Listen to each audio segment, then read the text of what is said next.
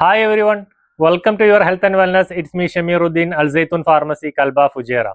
Hair growth ചാലഞ്ചിലെ 2 എപ്പിസോഡുകളിലായിട്ട് ഞാൻ ഉപയോഗിക്കുന്ന മെഡിസിൻസിനെ കുറിച്ച് ഞാൻ പരിചയപ്പെടുത്തിയിട്ടുണ്ടായിരുന്നു. ആദ്യമായിട്ടാണ് ചാനൽ കാണുന്നതെങ്കിൽ ചാനൽ ഒന്ന് സബ്സ്ക്രൈബ് ചെയ്യുക, ബെൽ ബട്ടൺ ഇനേബിൾ ചെയ്യുക.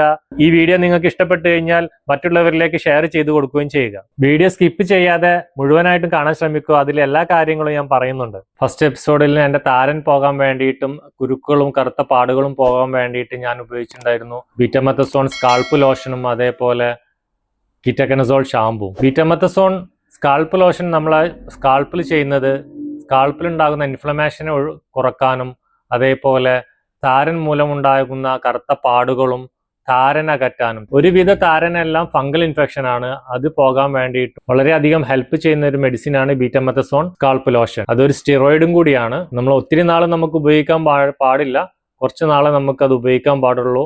അമിതമായിട്ടുണ്ടാകുന്ന തലയിലുണ്ടാകുന്ന ചൊറിച്ചില്, കറുത്ത പാടുകൾ, ഈ താരനൊക്കെ പെട്ടെന്ന് തന്നെ റെഡ്യൂസ് ചെയ്യാൻ വേണ്ടിയിട്ട് വളരെയധികം ഹെൽപ്പ് ചെയ്യുന്ന ഒരു മെഡിസിൻ ആണത്. അതേപോലെ തന്നെ ഞാൻ ഉപയോഗിച്ചിട്ടുണ്ടായിരുന്നത് കീറ്റോകനസോൾ ഷാമ്പൂ.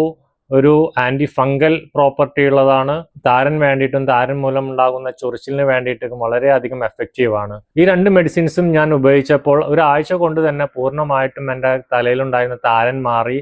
അതേപോലെ കറുത്ത പാടുകളും ചെറിയ ചെറിയ കുരുക്കളും എല്ലാം മാറി. 2ാമത്തെ എപ്പിസോഡിൽ ഞാൻ നിങ്ങളെ പരിചയപ്പെടുത്തിയിട്ടുണ്ടായിരുന്നു ഞാൻ ഉപയോഗിക്കാൻ പോകുന്ന മെഡിസിൻസുകൾ. ഒന്ന് ബയോട്ടിൻ, 2ാമത് ഉപയോഗിക്കുന്നത് എന്ന് പറഞ്ഞു കഴിഞ്ഞാൽ ഡെർമറോളർ കൊണ്ട് തലയിൽ മസാജ് ചെയ്തതിന് ശേഷം മിനോക്സിഡിൽ ഉപയോഗിക്കുക. ബയോട്ടിൻ എന്ന് പറഞ്ഞു കഴിഞ്ഞാൽ ഒരു വാട്ടർ സൊല്യൂബിൾ വിറ്റാമിൻ ആണ്, ബി കോംപ്ലക്സിൽ പെട്ട ഒരു വിറ്റാമിൻ ആണ്, B7 എന്നൊക്കെ പറയപ്പെടും. ബയോട്ടിൻ ഹെയർ ഗ്രോത്തിനും നെയിൽസ് ഗ്രോത്തിനും സ്കിന്നിനും ഒക്കെ വളരെ എസെൻഷ്യൽ ആയിട്ടുള്ള ഒരു വിറ്റാമിൻ ആണ്. മുടിക്ക് അത്യാവശ്യമായിട്ടുള്ള ഒരു പ്രോട്ടീൻ ആണ് കെരാറ്റിൻ. മുടി നന്നായിട്ട് വളരാൻ വേണ്ടിയിട്ടും മുടിയുടെ ആരോഗ്യം നിലനിർത്താൻ വേണ്ടിയിട്ടും ഹെൽപ്പ് ചെയ്യുന്ന ഒരു പ്രോട്ടീൻ ആണ് കെരാറ്റിൻ. ഈ കെരാറ്റിന്റെ പ്രൊഡക്ഷനെ ഇൻക്രീസ് ചെയ്യാൻ വേണ്ടിയിട്ട്, കെരാറ്റിന്റെ പ്രൊഡക്ഷന് വേണ്ടിയിട്ടും ബയോട്ടിൻ വളരെ അത്യാവശ്യമാണ്. നമ്മൾ ബയോട്ടിൻ കഴിക്കുന്നത് മൂലം വളരെ പെട്ടെന്ന് തന്നെ മുടി ഉണ്ടാവുകയും മുടിക്ക് നല്ലൊരു സ്ട്രെങ്ത്, ഒരു ആരോഗ്യം കിട്ടുകയും ചെയ്യും. പിന്നെ ഞാൻ ഉപയോഗിക്കുന്നത് മിനോക്സിഡിലാണ്. മിനോക്സിഡിൽ ഉപയോഗിക്കുന്നതിന് മുമ്പ് ഡെർമാറോളർ ഉപയോഗിച്ചിട്ട് തലയിൽ മസാജ് ചെയ്യുന്നു പറയും. ഡെർമാറോളർ ഉപയോഗിച്ച് തല മസാജ് ചെയ്യുമ്പോൾ അവിടെ നല്ലൊരു ബ്ലഡ് സർക്കുലേഷൻ നടക്കുന്നു. ഡെർമാറോളറിലുള്ളത് മൈക്രോ നീഡിൽസുകളാണ്. അത് തലയിൽ അല്ലെങ്കിൽ സ്കാൾപ്പിൽ പങ്ക്ചേഴ്സ് ഉണ്ടാക്കുന്നു, ചെറിയ സുഷിരങ്ങൾ ഉണ്ടാക്കും. അതിനെ ഹീൽ ചെയ്യാൻ വേണ്ടിയിട്ട് നമ്മളെ ശരീരം പെട്ടെന്ന് തന്നെ റെസ്പോണ്ട് ചെയ്തിട്ട് കൊളോജന്റെ പ്രൊഡക്ഷനെ ഇൻക്രീസ് ചെയ്യുന്നു. കൊളോജന്റെ പ്രൊഡക്ഷൻ അവിടെ കൂടുമ്പോൾ അവിടെ ഉണ്ടാവുന്ന ഹെയർ ഫോളിക്കിൾസിന് നല്ലൊരു സ്ട്രെങ്തനിങ് കിട്ടുന്നു. സ്കാൾപ്പിലേക്ക് നല്ല രീതിയിലുള്ള ബ്ലഡ് സർക്കുലേഷൻ നടക്കുന്നു. അതിന്റെ ഭാഗമായിട്ട് മുടിക്ക് ആവശ്യമായ ന്യൂട്രിയൻസും പ്രോട്ടീനുകളൊക്കെ എല്ലാം സപ്ലൈ ചെയ്യുന്നു. അങ്ങനെ വരുമ്പോൾ തന്നെ പെട്ടെന്ന് തന്നെ ഒരു നല്ലൊരു ഹെയർ ഗ്രോത്ത് ഉണ്ടാവുന്നു. പുതിയ ഹെയർ ഫോളിക്കിൾസുകൾ ഓപ്പൺ ആയി വരികയും ചെയ്യും. അങ്ങനെ ഒരു 5 മിനിറ്റ് ഡെർമാറോളറും കൊണ്ട് മസാജ് ചെയ്തതിന് ശേഷം സ്കാൾപ്പിലേക്ക് ഞാൻ മിനോക്സിഡിൽ സ്പ്രേ ഉപയോഗിക്കുന്നു പറഞ്ഞു. ഈ മിനോക്സിഡിൽ എന്താ ചെയ്യുന്നതെന്ന് പറഞ്ഞു കഴിഞ്ഞാൽ നമ്മളെ സ്കാൾപ്പിലേക്കുള്ള ബ്ലഡ് സർക്കുലേഷൻ കൂട്ടുന്നു. അതേപോലെ മുടി കൊഴിച്ചിലിനെ പ്രിവെന്റ് ചെയ്യുന്നു. ചുരുങ്ങി കടന്നിരുന്ന ബ്ലഡ് വെസൽസിനെ എല്ലാം ഡയലേറ്റ് ചെയ്തിട്ട് ഒന്ന് വികസിപ്പിച്ചിട്ട് അതിലേക്കൂടെ ബ്ലഡ് ഫ്ലോ കൂട്ടുന്നു.